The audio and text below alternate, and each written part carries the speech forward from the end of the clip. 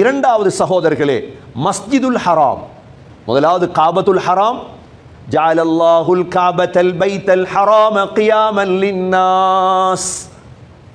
இரண்டாவது என்ன? மஸ்ஜிதுல் ஹராம். அப்படி என்றால் மஸ்ஜிதுல் ஹராம் வேற, காபா வேற. மஸ்ஜித் என்பது அதை சூழ இருக்கக்கூடிய எல்லாமே மஸ்ஜித் தான்.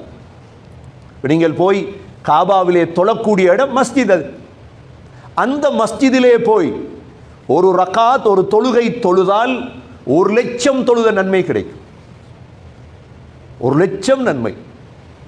மஸ்ஜிதுல் ஹராமிலே தான் ஆதம் அலைஹிஸ்ஸலாம் தொடக்கம் முஹம்மது ஸல்லல்லாஹு அலைஹி வஸல்லம் வரை வந்த எல்லா ரசூல்மார்களும் எல்லா நபிமார்களும் சுஜூது செய்த இடம் அங்குதான் இருக்கிறது.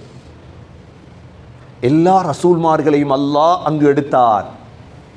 உலகத்தில் யாரெல்லாம் அவுலியாக்கள், இறை நேசர்கள், சிறந்தவர்கள் என்ற பட்டம் எடுத்தார்களோ அவ்வளோ பேரையும் அல்லாஹ் அந்த மஸ்ஜிதுல் ஹராமுக்கு அல்லாஹ் எடுத்தார்.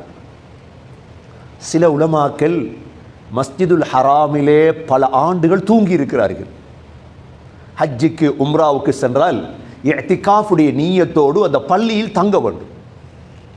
இமாம் அதா இப்னு அபி ரபாஹ் என்ற இமாம் 20 வருடம் தூங்கியது மஸ்ஜிதுல் ஹராமிலே தான். 20 ஆண்டுகள். இது மஸ்ஜிதுல் ஹராம், இதனுடைய அந்தஸ்து இரண்டாவது. அதனால அல்லாஹ் சுப்ஹானஹு வ தஆலா குர்ஆனிலே ஃபவல்லி வஜ்ஹக ஷத்ரல் மஸ்ஜிதில் ஹராம், நாங்க நபியே அந்த மஸ்ஜிதுல் ஹராமின் பக்கம் முகத்தை திருப்புங்க தொழுகையின் பொழுது. நாங்க எதை முன்னோக்கி தொழுகிறோம்? மஸ்ஜிதுல் ஹராம். நபி ஸல்லல்லாஹு அலைஹி வஸல்லம் மிஅராஜ் போனது காபாவுக்குள்ள இருந்தா மஸ்ஜிதுல் ஹராம்ல இருந்தா? மஸ்ஜிதுல் ஹராம்ல இருந்து.